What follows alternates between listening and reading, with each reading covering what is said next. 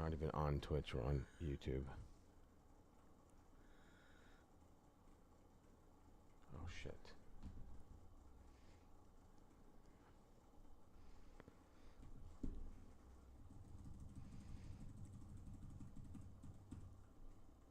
How do you spell your name? Mick.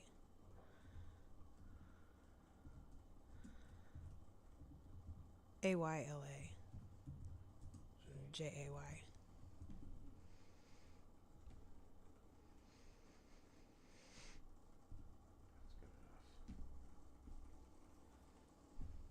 Sweet. Now let me pull this up and then we'll start recording.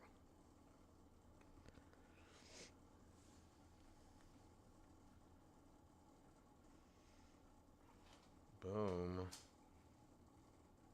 Awesome.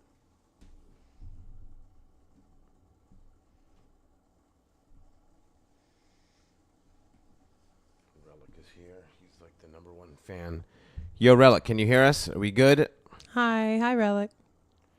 Then I share this to Instagram too. So what I do here is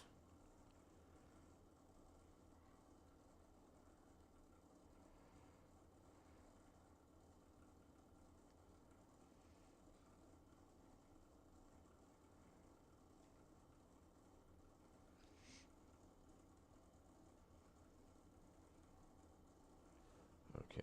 Almost. Ooh, 4 people are joining. Oh, hi, 4 people.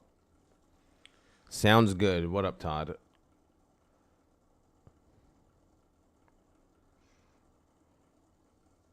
One day I'll get more professional at this.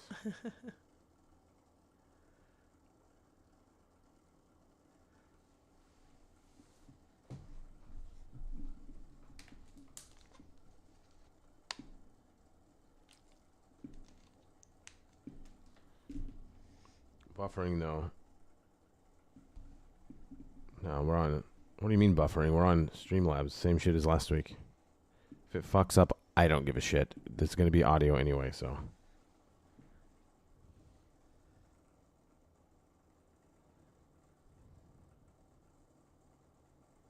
Where's the link?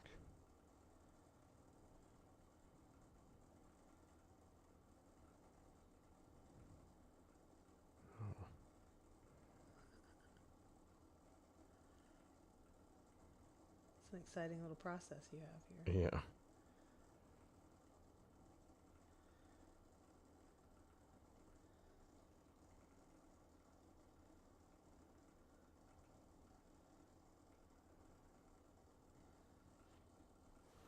All right, time to record. And we are live on YouTube and on Audacity, which makes no sense because it's just the recording software. But Mickayla J is here as I'm kind of rudely watching the Minnesota Vikings game on mute on a big-ass TV. But you know what? You got to kill 2 birds with 1 stone sometimes. So Yeah. welcome to my, I would say, peaceful abode. But I don't know. It's kind of chill right now, but. It seems pretty chill. Yeah. Yeah, I was asking her if she was harassed by any of the meth heads. Because last week, you know Philip Abraham? Yeah. So he came and did the podcast, and there was like some lunatic just screaming in the rain. And he called me. He's like, what's this guy yelling about? And I had to go like escort him in. He was like afraid. So I was like, okay. No, I got here. It was very quiet outside, which is nice because my apartment is constantly like mariachi music being played. Nearby somewhere. There's like people like to park really close to my apartment and just crank their radios. It's nice. It's culture. That's Austin to a T. Like even across the street, they have like these. I'm not saying this to be mean or even judge, but they have like these like illegal alien parties. Like it is what it is. I'm not even mad that they're there. You know, God bless them, party on. But I'm just saying that clearly it's people that, you know, have crossed over here illegally and they're. You know, they have mariachi music, a jumping castle. They're barbecuing, you know, good for them. Yeah. Yeah. It's the American dream. Let them have some of it. Right. I'm not mad about it. Yeah. Hell yeah. So was this a far commute for you or No. you? Okay, cool. No. I'm just off like Cameron and 290. So. Okay, that's not bad at all. Yeah. Because Austin is weird. It's just like you can live in the same city and it takes you 45 minutes to get to where you need to go. Yeah. I'm from East Tennessee, and I feel like a total asshole forever having complained about the traffic there. Like, oh my God. Yeah. Yeah. I'm moving to Austin being like, oh, this is a real city with real traffic. Yeah. It's gotten worse since I moved here, too. It's only been 3 years, but, like, delivering food and just traveling for stand-up, like, it, from, like, around this time, I would say from 3:30 to, like, 7:30 during the week is just, like, good fucking luck. Yeah. I used to be like, oh, I'm going to go deliver Uber Eats, and it's just like, no, you're gridlocked. And there's no reason to even be out here right now unless you're going point A to point B. But if you're trying to move in and out, picking things up and going different directions, you're fucked. Yeah. I was living in Cedar Park and working in Austin, so I was doing that commute for a long time. And that was stupid. Because it's like if you leave the office at 5, you'll get home at 6. And if you leave the office at 5:30, you'll also get home at 6. Oh, my God. Yeah. It's dumb. Yeah, so... I mean, we live in an area that I feel like it's technically North Austin, but it feels more centralized as opposed to, I mean, because, like, there's still Round Rock, Pflugerville, Leander, all that shit north. And then there's us, which is North Austin. And then there's, like, downtown. And then there's real South Austin. So I feel like we're more middle. Yeah. I tell people I live north of campus. That seems to be the most kind of reasonable. Because it's not really, like, North Austin. Like, when I picture North Austin, I think of, like, Anderson Mill. Of course, yeah. You know, that's North Austin to me, but yeah, so. Yeah. Holy shit, he just caught that. I said this I do an intro. And I was just like, I know for a fact I'm going to just be like yelling shit about the game in the middle of this like an asshole. Yeah, that's fine. That was it.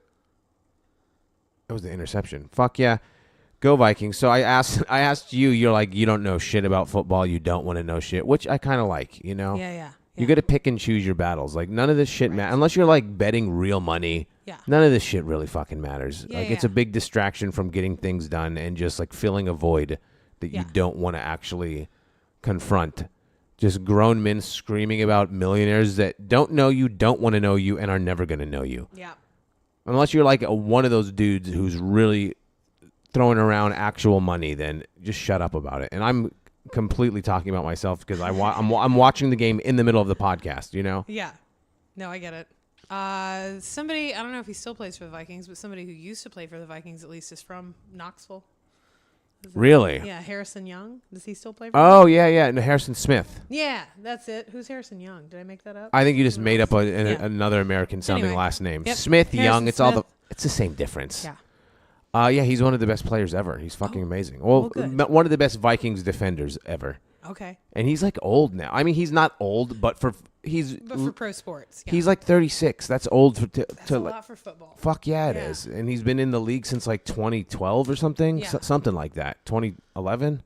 See, I played softball as a kid, so baseball's always been. Move the mic up a little bit. Sorry. No, you're good. And this thing, the arm goes out too, so you don't have to necessarily lean in. Lean forward. Hell yeah. Ooh, it automatically got sexier. Hell yeah. You said you played football? I played softball as a kid. Softball. So baseball's always been more my sport that I knew stuff about, you know? Like I only really ever was into football as a means to like have something in common with my dad. Yeah. So, and even then it was only college ball. Okay. Yeah, just SEC, so. Hell yeah. It's like a religion over there. Oh, yeah. So Tennessee got spanked yesterday in college football. Oh, did they? Yeah, they got wrecked. I mean, I think they ended up only losing by 10, but they were down huge, and they lost to Ohio State. Ohio State. I was going to ask who it was. That's in Knoxville, right? Yeah. University of Tennessee. Yeah, because I know. Because I know Vanderbilt is Nashville. Yes. I like to fuck with Texans because I don't actually care about college football at all. Yeah. But I like to tell people that I went to the real UT.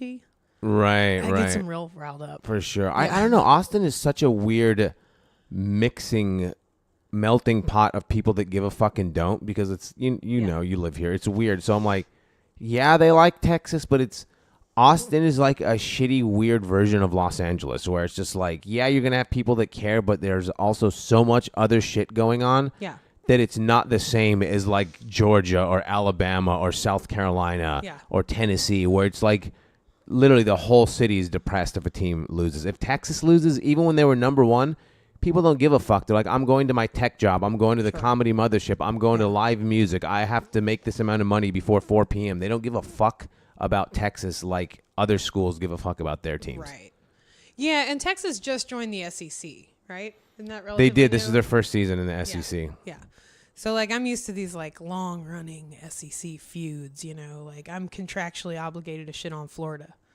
Right. And I don't care. I just have to. I'm not allowed to like them, you know? Yeah, so, like, Florida is SEC, right? Yes. Okay. Yes. So, like, the biggest rivalry Tennessee has is Florida.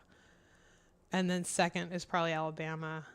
And then, like, I don't know, Georgia. I don't know. It trickles down after that. Right.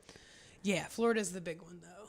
It's funny how grown men stay into their college no matter how old they get. It's funny how grown men who didn't go to college at all are super into being. Dude, I'm loyal one of to them. a I went college. to community college, and here I have University of Arizona shit on the fucking wall right now. Yeah. But like that's a Tucson thing. Tucson is like so small and irrelevant that like all they really have is the U of A. Okay. All they have is Arizona, and then their sports teams are above average, especially basketball, save this year with their shit. But like they've won the national championship before, and they're always in the mix. And in a city of that size, like it's a really big deal.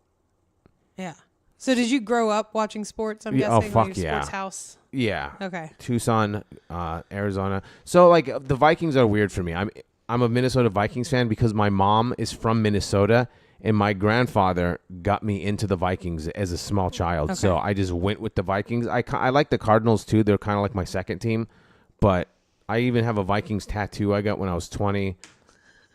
I've gone to several games. They're my team. So people ask me too, like, how the hell are you from Arizona? You like the Vikings? I explain because like I wouldn't choose to like the Vikings. Right. They're one of the worst teams that you choose to like because they've almost gotten it done a few times. In my opinion, I'd rather have a team just suck outright and just you have no expectations than a team that toys with your emotions and they almost do it and then they lose in some historical collapse or, you know, something that really triggers you. Yeah. Well, enough about sports. Here we are, like you just said you don't even watch it, and I'm just like, no, let's talk about the standings in the SEC and the Vikings' history. No, I asked, like, have you always been a sports guy? Yeah. It's funny to me, I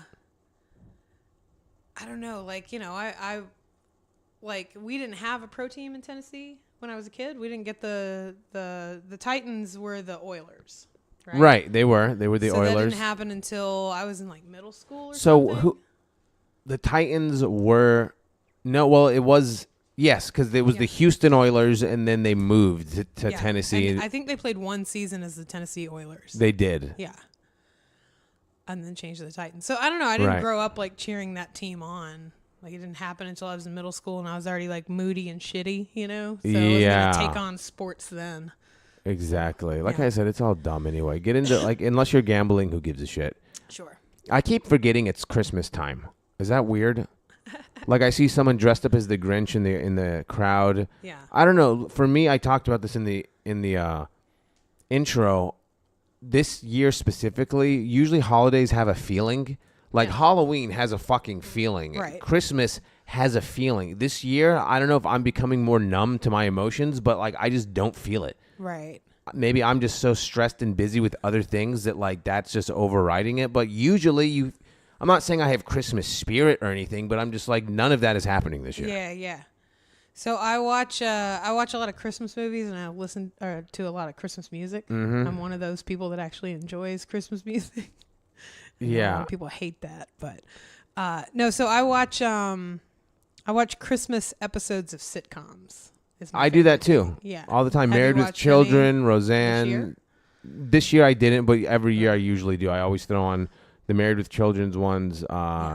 Even like the dumber ones, like Full House and shit. Oh yeah. Have you ever watched Full House as like with no nostalgia attached to it, with just like as an objective thinking adult who's sitting down to watch a show? It's one of the worst shows I've ever seen in my fucking life. Bad. Yeah. It is like so like the cringe is not even like, it's hard to describe how bad it is. Yeah.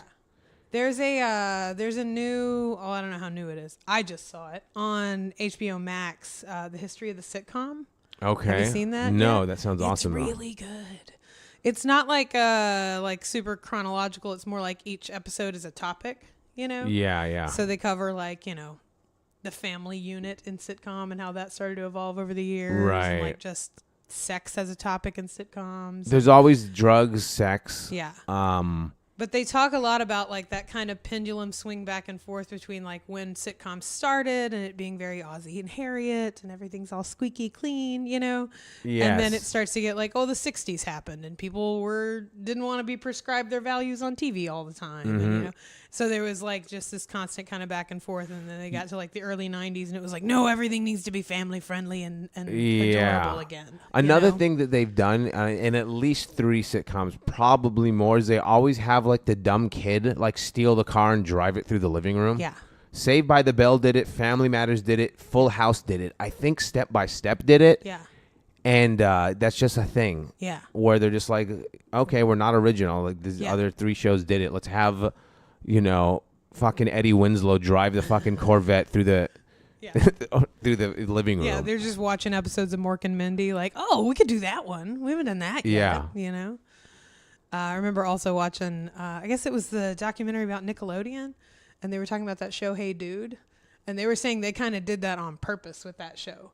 Like, it was like, they called it like sitcom writing 101. Yeah. And they're like, oh, well, this episode, 2 people will be handcuffed together and can't find the key. They were just like going through every sitcom trope they could think of. Right. On purpose. Have you seen how disrespectful to women movies and shows were in like the 40s and 50s? Like it was crazy. So I'm obsessed with watching old movies, not because I think that they're like good. Yeah. I love watching old shit as just a way to see.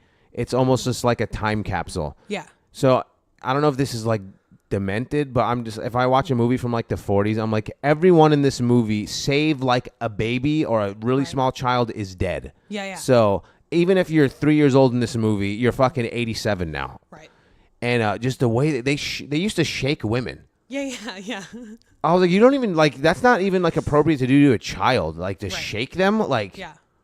Corey said something about that the other day about, he's like, I don't know, maybe, you know, you see in old movies, a lady would get hysterical and somebody would slap her. Like, did that just work? Was that just how you handled it back then? They would like, get a hold of yourself. Yeah. And it would make like the Three Stooges slap sound. Yeah. And yeah, it was crazy. Like, I feel like that it was kind of like, I mean, 40s and 50s, it was really egregious, where it was just like whatever. But then like 60s, 70s, it's almost like with racism too. Like racism was kind of like just what, like they didn't give a fuck until like the 70s. Then it became like, whoa, don't say the N word. But if it was like 1952, they didn't give a fuck. Yeah. Yeah. For sure. But yeah, it's just so interesting watching really old shit. I used to hate it as a kid because my dad would watch he loved the Westerns, and they all just looked the same to me. Yeah. It's like they're dressed the same, the background is the same, the plot is the same. Yeah. And he was just obsessed with them. And then now, as I've gotten older, I'm like, it's just fun to see the way they talked and acted and just how things were back then. Yeah. Yeah. My mom watched a lot of like 1940s like musicals and stuff. Oh my God. So I grew up on that sort of thing. And I have this like voice that I used to do to annoy my ex-husband, and I called it 40s lady. And I would always just fire off a monologue at him, and I'd be like, Cameron, do you remember that time you bought me a horse? That's hilarious. It was the most beautiful horse. And do you remember what I told you? I said, go fuck yourself, Cameron. It always ended that way. Like, so he didn't like that character. There's a lot of reasons I got a divorce, you know, but 40s lady might be high on the list. That's hilarious. Why, whenever I'm doing something, now I have a missed call from like a comic right now who I have a weird feeling he's asking me to do a show, but that's neither here nor there. We're recording right now. Not to switch subjects too much, but what's happening on television right now kind of pisses me off. Busta Rhymes doing a Walmart commercial? Busta Rhymes doing fucking Walmart. Back in the 90s, they used to have people like us, regular no-names, be like the mascot and the spokesperson for regular people's shit. Like, where's just some fat guy with just like bad credit? Yeah. He should be the person talking about Walmart. not a billionaire rapper. Yeah. Or Morgan Freeman doing Mountain Dew commercials and shit. Or Right. Jack Black doing Kia commercials. It's like you need to have the regular fucking person sell regular people's shit. Yeah. In my opinion. I think that what's funny about that too is like there are like little kids who don't know who Busta Rhymes is, and now he's going to be the guy from the Walmart commercials to them. Oh my God. Yeah. You know? 100%. Like when I was a kid, I remember there was like, Wilford Brimley doing the Quaker Oats and then the diabetes commercials. And like, that's who he is to me. But he would come on TV and my parents would be like, he's a respected actor. Look at him doing Quaker Oats commercials. Okay, yeah. And you never know, like, because, I mean, I think Busta Rhymes is probably like 50. He's not that old. So it's like maybe 25 years from now when he's in his 70s, he's just 285 Walmart ads deep. And they're just like, he's the Walmart dude. Like, he used to be a rapper? Right. Like, he used to be a rapper. Yeah. That absolutely. Is crazy. Yeah, I love the targeted ad. Well, no, this can't be targeted ads because this is... I don't know. I'm used to watching YouTube a lot, and the way ads are just specifically for you is eerie. Has that happened? I mean, that happens to everyone's kind of a basic conversation now. Sure. But I'm like, sometimes it's like, how do you even know? Yeah. Like, I understand if I've been talking about something out loud with someone, like, I need to get a new rug, and then Instagram's like, we heard you want a new rug. But sometimes you haven't said it out loud yet. Yeah, no, sometimes it's like it's only been a thought. Yeah. One time I remember driving by this restaurant and I looked at the restaurant and I was like, that place, I didn't even speak it out. I just thought it. And I got an ad for that restaurant. I was like, maybe it's like a location-based thing. They're tracking where I'm driving near. But I was just like, I drove by 100 places right now. That's the only one in my head. I was like, that sounds good. And now I'm getting a fucking ad for it on Instagram. It doesn't make any sense to me. Yeah. Like, I feel like that we're in the early stages of them reading our minds. Sure. And it could be just like, not necessarily like they can actually tap into your thoughts, but they have it down to such a science of where you go at what time of day and what you search and what you've bought in that they can kind of pinpoint it. Yeah. Are you into like ancient aliens and stuff like that? Like that kind of dumb stuff? I do, yeah. Yeah. I mean, I haven't watched that in years, but that shit's so interesting to me. Yeah. Oh, it's crazy interesting. Even though do they make new episodes of that still? Oh yeah, they got a spin-off series now. They're doing one called Ancient Aliens Origins. That's like they'll take a topic and then they'll find every time they ever referenced it in the Ancient Aliens show and then like compile that into one new episode. Is it still on like History Channel? I don't know. It's on Hulu. I don't have cable and stuff. I just watch it on there. But yeah, you don't need fucking cable in 2025. No. You don't. Right. Which is so weird to say 2025. Yeah.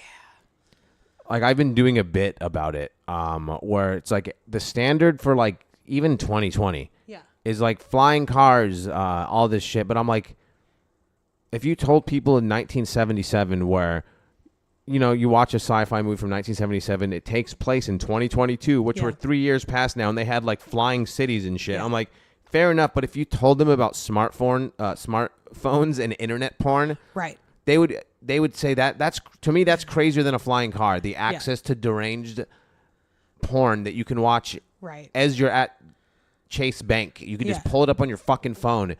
Anything that your mind fathoms, that's where we're at. Not a flying, hovercraft or whatever the fuck. That's what's funny to me. Like when you watch old sci-fi movies, and it'll be like, oh, teleportation and crazy things that nobody thought of, but like nobody thought of a phone that didn't have a cord that went to the wall. Like even on Star Trek, they're still like picking up a headset with a cord attached. Well, I mean, to it, yeah, and then just like monitors, everything's all bulbous and it like giant. It's just like, oh, they didn't even have flat screens back then, but you could be teleported. Yeah. Teleportation was the thing. I think like 60s and 70s sci-fi is pretty funny looking, actually. Absolutely. Yeah. They predicted everything, though. I guess there's a way to measure it, but there's like some video from like 1960, and there's a guy walking around like this science lab, and he's explaining the internet to what we have right now. He's like, years from now, you'll be able to communicate from any point. From any point in the continent, in the world, you can send information instantaneously. And then he basically explains the internet, but it's like 60 years ago. Yeah. 70 years ago even. It's like, I feel like it's in the 50s, whatever it was. But there's some like woman in the background like, oh, this will be perfect for me to send pictures of Snoopy to my grandkids one day. Right. Yeah, no shit. It's like it's a perfect thing for me to end relationships over politics. Yeah. You know, Lyndon B. Johnson fucking sucks. No, you fucking suck. And fucking crazy. No, the reason I was asking about Ancient Aliens, like what's it I might pronounce it wrong. The Akashic Record? I'm right? not sure. Are you familiar with that concept? No.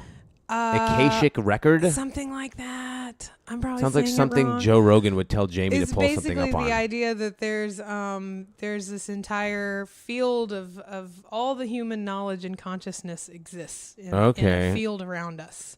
Probably. That we should be able to access. And it's like ancient people, maybe the Sumerians, I think, believed in it.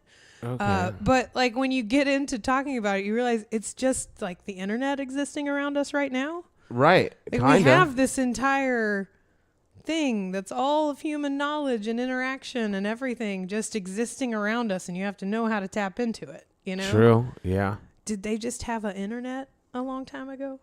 Probably. Could have been that. Well, another thing similar to what we're talking about is I forget what law it is. There's like a theory, not even a theory. There's like a law of like as technology exponentially grows, it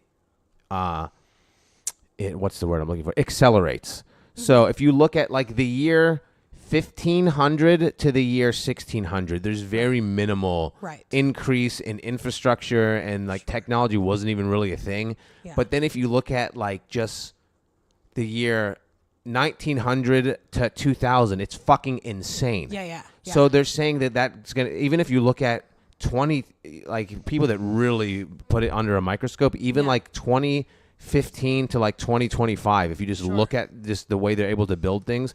So there's a theory that eventually in like 1 hour, we're going to see like 100 years worth of,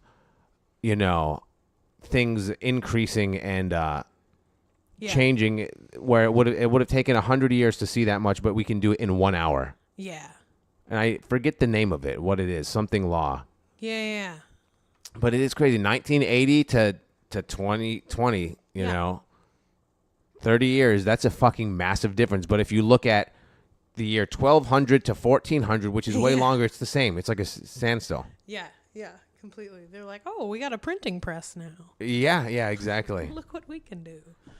So I really don't put a lot past what's possible. Yeah. Like, and then there's those theories that like when you take like mushrooms and psychedelics, like that's not something that's in your head. It's like you're unlocking something that's already there. Right. Yes. Which is kind of deep and complicated, and I don't know if it's entirely true, because people have trips that are like they synchronize. Yeah. Like, how are we all seeing the same shit that's not there, but it is now that we're tripping in the mountains together? Right. Yes. Which there's people that go on those like ayahuasca things and they all see the same shit. Yeah. Or like people experiencing like DMT elves. Yes. You know about that? Yeah. Do you do psychedelics too? Do you admit to doing them? Yeah, I admit to doing it. That's it. And that's all I fucking do, though. Yeah. And it's not like, oh, I do it all the time. It's like, no, microdosing, and that's about it. That's it. No weed, no alcohol, nothing else for almost 5 years now. Well, good for you. Good for you. I like to water down existence a little bit. It's good for me to be like right. Stoned, you know. So this comic is asking me to do a set. Let's see. Cool.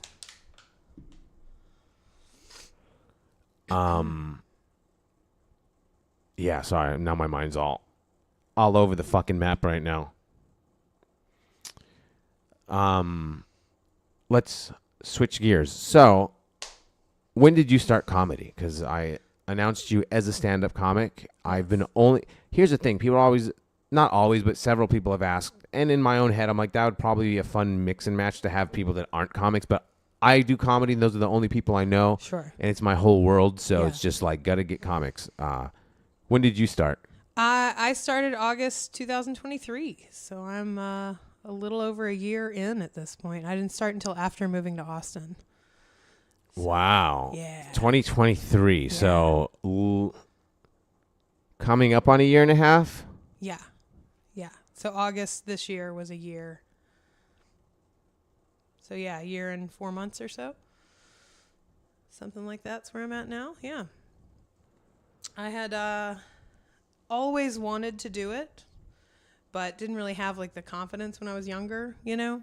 Right. And then, when I split with my ex, just kind of had this moment of clarity where I was like, I don't know what's going to happen with the rest of my life, but I should start doing things that I want to do instead of just wallowing, you know? Yeah, it's a thing for people that don't really have like a set thing going to just kind of fall into. Like, Sure, sure. Well, and I always wanted, even before I moved out here when I was back in Knoxville, I made my friend Angie go to open mics with me just so I could kind of feel it out and like right. felt like double dutch. Like I just did not know where to jump in, you know? Right. I had been writing stuff, but yeah, it just took me a long time to actually get started with performing. So yeah, a lot of people are like that where it takes them, like I just went up. I didn't even give it, like, I mean, I had been told to do comedy like maybe like a month or two before, but once I was like, I'm going to do this, I did it. Like I went like immediately. Yeah. And I know other people that sit in the back of open mics with a notebook for like years sometimes. Yeah. Sometimes they end up being good too. Sure.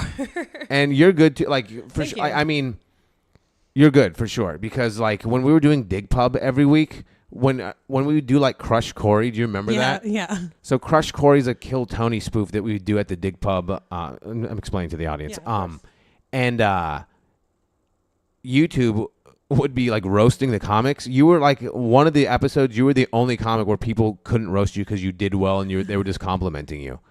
I do remember that because I posted a screenshot of the YouTube video because it was you and Corey and Robert Tabbitt. And I think it was you that said, you're not actually bad enough to make fun of. And I was like, oh, really high praise from Ali Musa. I'm excited about this. Yes. No, exactly. Yeah, because everyone else was being ripped apart, like in a hilarious way. Yeah. Yeah, no, I remember like back in high school wanting to do it and trying to write jokes and stuff, but I'm from a really shitty small town. Right. So there wasn't anywhere that I could do anything like that. You know? Yeah. There wasn't even really a ton of an open mic scene in Knoxville, which is, you know, not the town I'm from, just where I ended up moving for college and stayed after college. Yeah. But when I left, there were certainly mics, and I had made friends with a lot of comedians back home, but I just wasn't ready yet, you know? So how long did it take from when you knew you were going to get on to actually stepping foot on stage? I guess it's kind of a weird evolution because I started hanging out at the Creek in the Cave because a lot of people started there. I was working a weird schedule and like they had stuff late. I was working evenings, and so I could go to stuff late and like go watch a mic or whatever. And I found out that I don't think it's still happening, but at that time, Hans Kim was doing like a dating show on Sundays. Yeah, he was. It was really early too. Yes. It would be on literally at like 5:36. Yes. So I started doing the dating show because there's like no women there and nobody signing up, and it was a really like unintimidating, easy way for me to get on stage. Right. With comedians and kind of like, you know. The first time I did it, I actually didn't know who Hans Kim was at all. I mean, fair enough. Yeah. No, but that was fun. And then because of hanging around the Creek in the Cave, and like I said, I was hanging around different mics, and nothing kind of felt right. And then I found out about the tag writing mic that Alden and Robert host. So at the time, we talked about this mic last week too. Oh, did you? Yeah. Yeah. So at the time, it was at the Creek in the Cave, and so I went to just check it out, and it was right before the dating show. So I was like, oh, I'm going to do the dating show anyway, so I'll just, you know, show up for that and see. Right. And just sat in the back of the room, didn't go up, didn't write any tags or anything, but was immediately like, yes, this is like, I was a poetry major in college. A major? Yeah, I was a creative writing major, and poetry was my emphasis. Oh, hell yeah. So I came from like a workshop kind of environment, you know? And I don't get my feelings hurt easily with stuff like that because I went to a state school where we're all studying poetry. Oh, my God. Those kids want to hurt your feelings because they're bitter about being there, you know? Yeah. So, like, if you're majoring in poetry at the University of Tennessee, Knoxville, chances are you did not get into the school you wanted to do that at. Oh my God. What's like the major poetry school? What's like the Juilliard of poetry? There's a few good ones. There's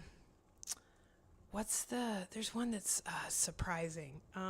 Is it Kansas? I'm not sure. I have no idea. Yeah, no, I'm so out of the loop with it. But I remember like my poetry teachers would talk about like where you should think about going to grad school if you wanted to pursue this. And I think Kansas was one. Kansas, that's so random. Yeah, super random. Yeah, but it's like some isolated place, which makes sense for poetry. Right. I mean, but yeah, so I was. Why do I feel like it would be in like New York or San Francisco? It'd be somewhere more sure that would embrace like artsy shit as opposed to Kansas, where it's like, no, we major in fucking brisket or something, you know, like. Right.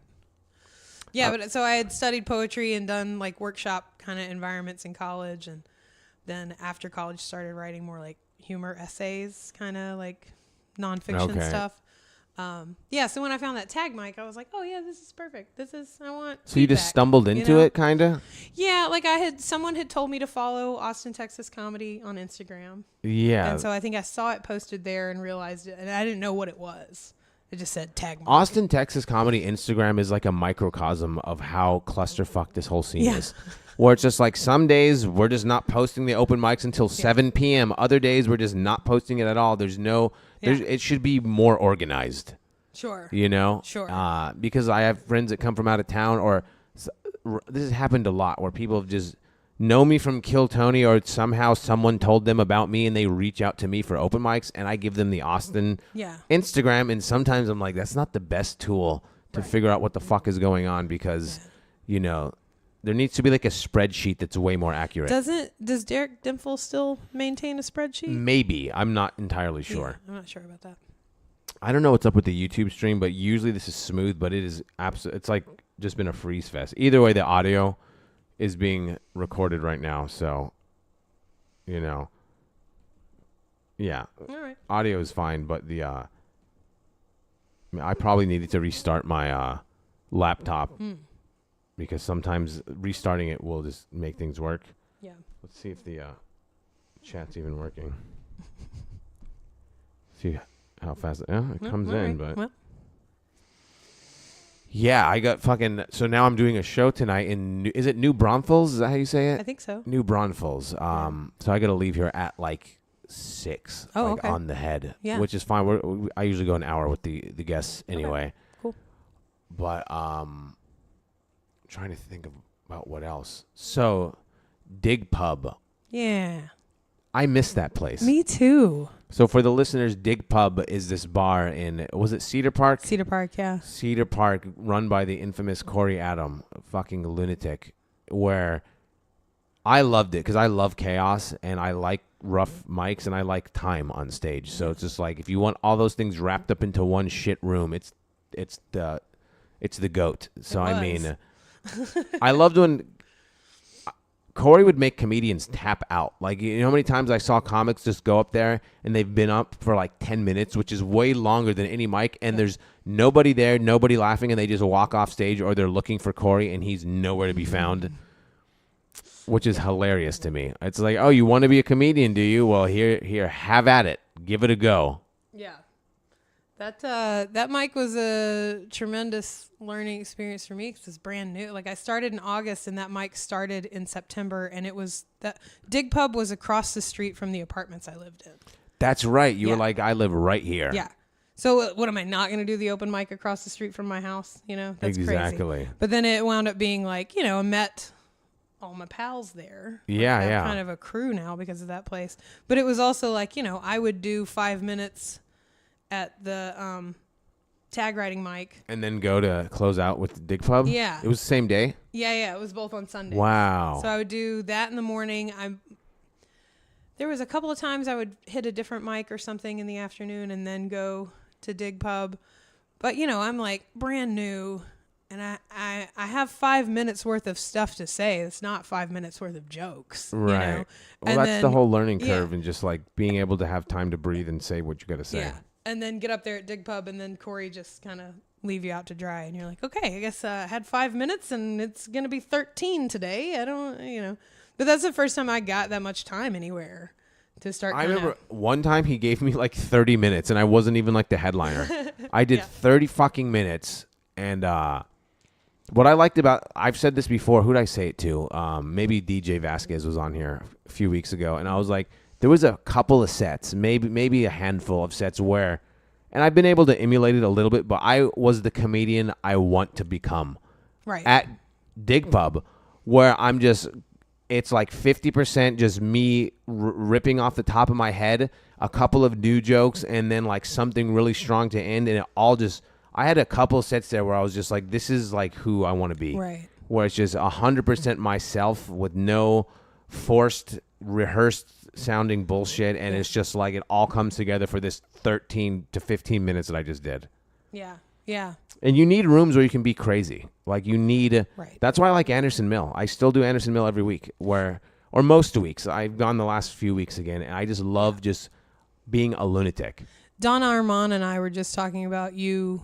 I think it was the set you had at Anderson last week in particular. Yeah. I was outside smoking, so I didn't see it. But Don was like, man, Ali's set was just fantastic. Like, this past Tuesday? I feel like it was last Tuesday. It's probably, well, I do a recap of my sets, and last Tuesday I fucking crushed. Like I literally got like 3 applause breaks. I don't even know, and it was in like a Anderson Mill room, because occasionally like the room is good, and if you're decent, like most comics will start to get them.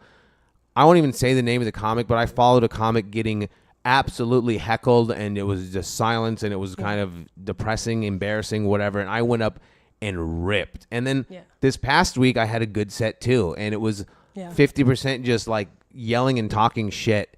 And then I ended on just yelling about my apartments, and it got a big old eruption of laughter, and I was like, okay. But yeah, no, I love Don Armand, by the way. Don's great. He's like the sweetest dude in all of comedy. Yeah, he gives really good feedback too.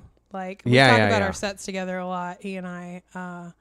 But yeah, what we were talking about with your set, what he was telling me in particular, because I didn't see it, was that, you know, so many people love to get up on stage at Anderson Mill and they're not doing well and they shit on the room.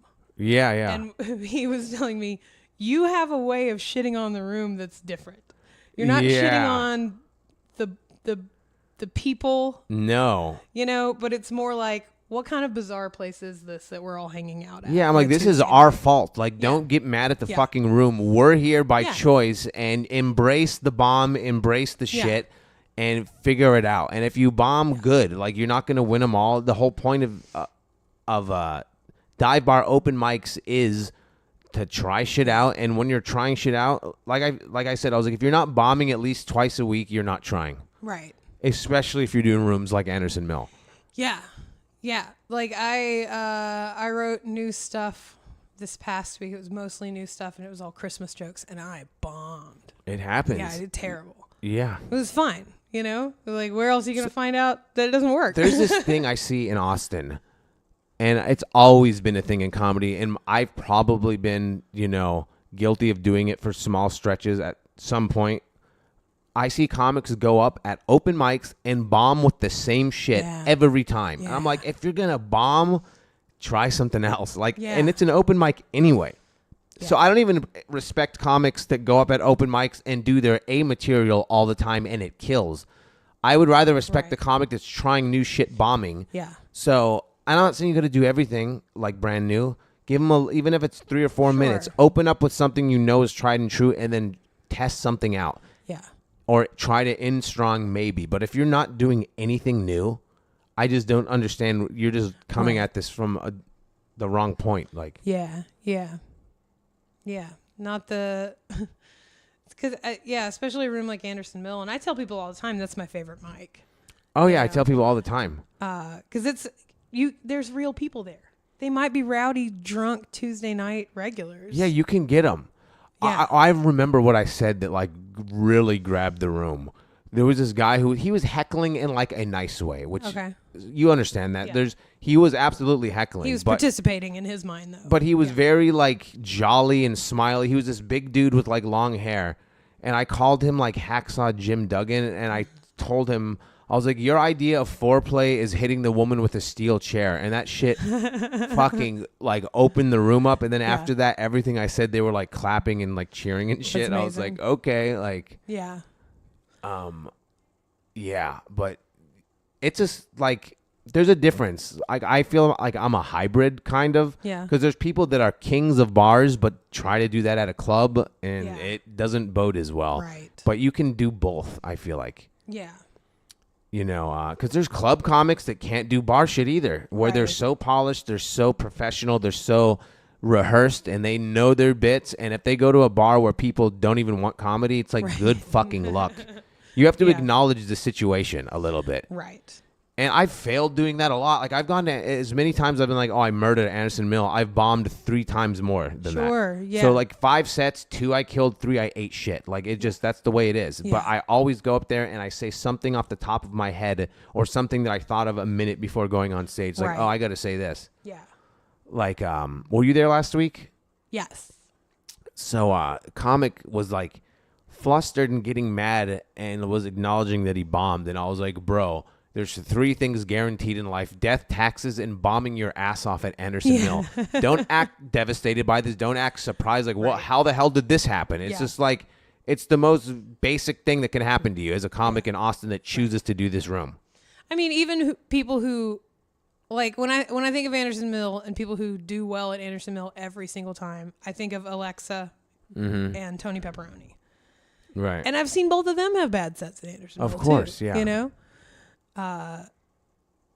You know the guy who paces at Anderson Mill? Is he a comic? No. He's not. He's that dude. I used to make jokes about him. He's just like plotting to shoot the place up. I think he has Tourette's. Okay. Pacing is part of it. Like, I think it's how he controls it, maybe. Yeah. But there was one night I was on the patio at Anderson Mill and I was talking to another comedian. I don't remember who.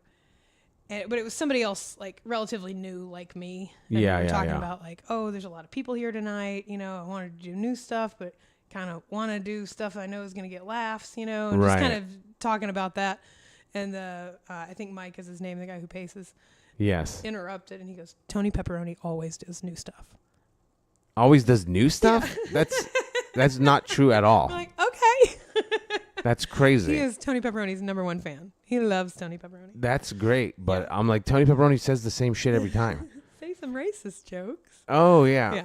Here's what I will say. But it works. I love Tony Pepperoni. I love Tony Pepperoni too, but I'll say this to his face. Like, and this is a kind of a critique. When he says, when I say Mamma Mia, you say Papa Pia, I don't like that because it steps over the laughs.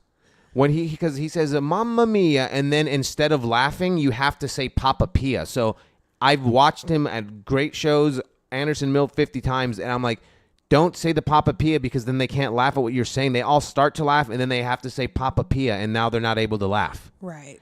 So in my eyes... Yeah, like he should save that for when it doesn't work. Or something. Right. You know? Or just say Mamma Mia. It's a good gimmick, though, because it gets engagement no matter what. Right. You know? People are at least excited But it's to say impossible Papa to Pia. talk and laugh at the same time, though, is what I'm saying. So, like, I've seen it step over his laughter, like, a lot. Yeah. And it's funny because that he did that as just like a character, and then it just stuck. Yeah. Yeah, he's like Andrew Dice Clay. Oh my God, yeah. Exactly. There's a lot of people that go the character route. Which that's an option and that's a way to do it. Some people are awesome at it, you know? Yeah. I don't see that for me. No. I'm not. No, every time I do like a hillbilly voice on stage, Corey or somebody will be like, "You need to do more of that." Yeah, maybe. You know? I can't imagine doing a whole character. Experiment, you know? Yeah. Because you never fucking know. It could be the thing that sticks. Yeah, it might be. Especially someone who's been doing it who's as new as you. Yeah. You never know. Like 20 years from now, you'd be like, it took me 3 years to figure out that I was this. Right. Yeah. Well, I'm aware I'm still in that stage too, kind of finding what my voice is. Like, I think I'm a good joke writer, and I think I have a good presence on stage most of the time. For sure. Like, I think I'm confident, and that just comes with age and waiting, you know? Right. But I do still feel like sometimes you watch somebody on stage and you're like you, for example, you're so yourself on stage. Yeah. And it took me like 8 years to do that, though. Sure. Yeah. So I'm like, a part of me knows I'm just grinding away at the bad parts until I get to the good parts, you know? Yeah, and there's exceptions, and people grow in different categories. Yeah. Compartmentally, even, where it's just like, oh, they're able to do this, but not that, or they're figuring this out, but that's taking longer. Yeah. Some people are very naturally themselves, but they can't really write a punchline, but they're so endearing and they're so themselves that it works. Yeah. Yeah, everything is uneven and just not exact. Right. And then you see people who write really good jokes and really good zingy things, and they cannot deliver it on stage yet. You know, they just 100% choke on it. Yeah, I've seen people like. Here's another thing too. I've said this a lot in this podcast, and there I guess there's some exceptions where someone is just objectively so bad that it's just hopeless. Yeah. But I've seen people that I thought were hopeless get good. Yeah. It took 7 fucking years, but they're good. Like they went from bombing 90% of the time, just there's nothing there. All the comics would roll their eyes and be like, "Oh my God," or you'd leave the room, or you'd want to watch because it's so bad. Yeah. I've seen there's a few people who you don't know just from the Arizona days who it took them 6 to 8 years, but they're fucking good now. Like they're like a club feature level now. Right. When they used to just be the worst. Out of 40 open micers, they were like a bottom of the pack. Right. Like this is a guaranteed bomb. Yeah. And they got good somehow. I like to hear famous people talk about how bad they were too. That's encouraging, you know? Yeah. Like there was something I was watching where Nick Kroll was talking about when he was doing open mics. Bill Murray walked into the bar one day. Oh my God. And he asked Bill Murray to stay and watch his set. Yeah. And he's like, "I'll buy you a drink if you'll stay and watch my set. I'm up next." And Bill Murray's like, "Okay." So he buys him a whiskey or whatever. He goes up, he does his set, and he comes back, and he bombed. Totally bombed. Didn't get any laughs. And he goes back to Bill Murray, and he says, "Did you watch my set?" And he goes, "Yep." He goes, "What'd you think?" And Bill Murray goes, "Can I go now?" Well, there was another similar story. There's a comic. I don't even remember his name. He started before me, but he's from Tucson. Uh-huh. And he moved to Los Angeles. Like before I started. So when I started in L.A., he would come back for the holidays, and then people would be like, "Oh, he moved to L.A." And he would do this thing where he would sit like a homeless person and say, "I'll tell a joke for $1." Kind of clever. And he said one day fucking Jay Leno walked by. Wow. And wherever next to the Comedy Magic Club and all that, where Jay Leno was a stamp of. He said that he was sitting out there. Jay Leno walked by and gave him $1, and he told the joke. And he said Jay Leno looked at him and goes, "I think I want my $1 back." I was like, damn, that's rough. That's amazing. Yeah. Oh, my God. Yeah. Yeah, it's fucking... Well, like, I don't know. Like, that dude has balls to, like, be like Bill Murray, like, watch. So I headlined Chuckleheads in Arizona just 2 weeks ago in Bisbee, Arizona. And the set went great. Like, it was fine. But Doug Stanhope lives in Bisbee. Oh. And, you know, I know him personally. He's seen me perform. I, like, open for him in, like, little shows and shit. And he knows me. But I'm like, I might be doing, like, an hour. And Chuckleheads can be tough sometimes. Like I've had every experience there where it's like work or I murder or I bomb. And I was just like, I don't want him to be there kind of. I don't want that extra pressure in my fucking head. Yeah. He didn't show up and it went really good. But I knew in the back of my head, I was just like, I shouldn't think this way, but I feel like him being there could have thrown me off. Sure. So like for someone who's new to be like, "Here, Bill Murray, watch me." I'm like, what are you doing? Like, I get it. Yeah. But, yeah, I don't know. I don't like, for me now, like I've done well so many times and I've done bad so many times. I know that the only thing that can throw me off usually is mental. Sure. Yeah. You know, I mean, there's bad rooms. Sometimes the crowd isn't good. Fair enough. That happens. But it's myself. If I don't believe in myself, then there's just, the crowd can sense it. Yeah. I feel like I'm at a weird place of not knowing myself in that way yet, you know, because sometimes I'm like, I'm in a great mood, I'm cracking jokes all day, I'm doing great, I'm gonna kill it at open mics, and I go and I have a terrible set. Oh my God. And then there are days where I'm so depressed I cannot get out of bed, and someone's like, "You need to do something," and I'm like, "Okay, I'll go to open mic," and then I have an amazing set. Oh yeah. I'm like, I don't understand the logic behind this. 100%. It just must be that I have no fucks left to give. Like it has all drained out of my body. Yeah. You know? When I was like younger in comedy too, there's times where I was like stressed out or depressed, and I would just have like a breakthrough set. Yeah. Where I'm going through like a breakup and I'm sad, and I go up in a tough room and annihilate, and I'm walking back to my car like, how the fuck did that just happen right now? Right. Like, yeah. Yeah, comedy's weird. It's like all of your problems and the solution to your problems at the same time. Right. It doesn't make any fucking sense. Yeah. Yeah, absolutely. You know, like I've always, I don't know, like it's weird because like the longer I've done it, it's like I remember when comedy used to just be fun though. Like it's still fun, but it's just like everything surrounding it is so much bullshit that it's hard to just, open it up and get to the fun. Yeah. Right. Yeah, like there are some nights where I know like I get off work late and the only thing going on is Creek in the Cave, and I'm like, I don't have the social energy to do it. I won't do Creek and Cave open mics anymore. Yeah. Sunday night mic, fine. That's like a show sometimes. Sure. And you sign up online and they're usually good with getting me on if I wait several weeks in between each sign up. Yeah. I have something in my head about Creek though. Like I bomb there a lot. Yeah. I feel like I've sabotaged myself mentally.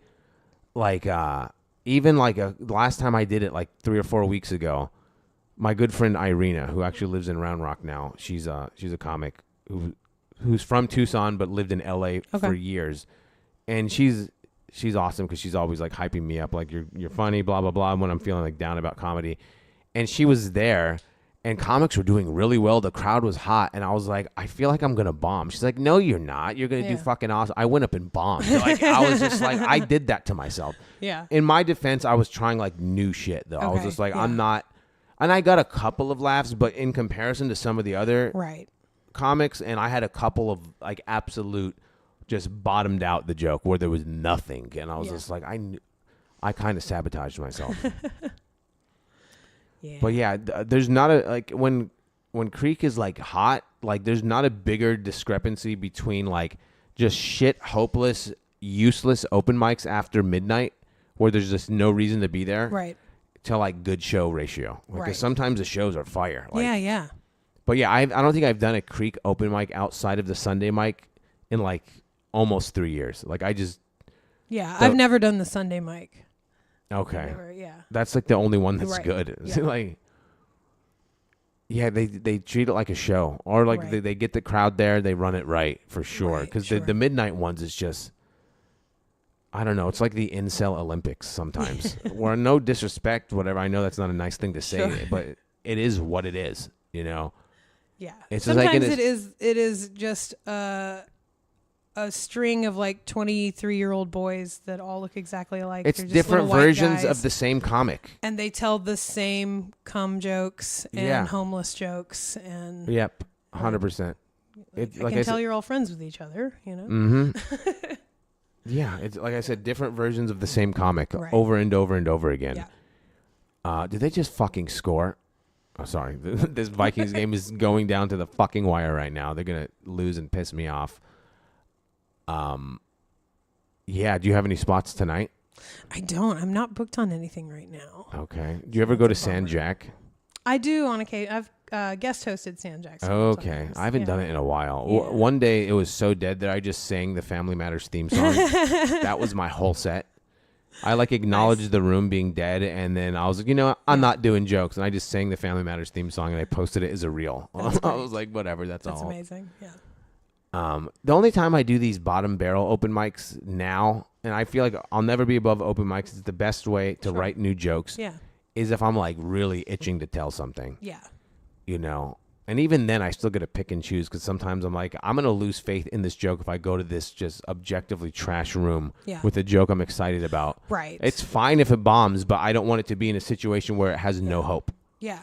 I have a joke that is pretty good. It's like kind of a one-liner, and it gets a laugh. But the first 2 times I did it once at Abe's Smoke Shop, and then I did it once at San Jack's. And both times it didn't even get smiles. Oh my God. Like it was just nothing. And I was telling Hudak right before I went on stage at Anderson Mill, I said, I got this joke. I think I might be ready to abandon it. Like I haven't gotten anything good from it. Yeah. And then went up and did the joke that night, and it killed. Okay. I was like, yeah. Okay. All right. And then I told Hudak which joke it was. And he was like, no, that's a great joke. What are you talking about? Why would you abandon that? Like, I don't know. I was going to give up on it way too soon, though, you know? Some of those rooms just aren't worth, like, gauging your material that way because it's just, like, it's almost all comics. Everyone's high. Yeah. High rooms aren't good. I used to think they were. You think, oh, you're high. You'll laugh at a fucking toenail. Everything is funny. Right. No, sometimes you're so fried you don't even know what the fuck anything is. Like, have you done Green Room before? I have, yeah. Okay, so I've done that room a lot. I just hosted it this past week. A sold out room too. Nice. And it is confusing sometimes. Right. I've learned that crowd work really works there. Sure. Yeah. But if you're just trying to do material, it is pulling fucking teeth. The best set I saw anyone have at Green Room, I can't think of the guy's name.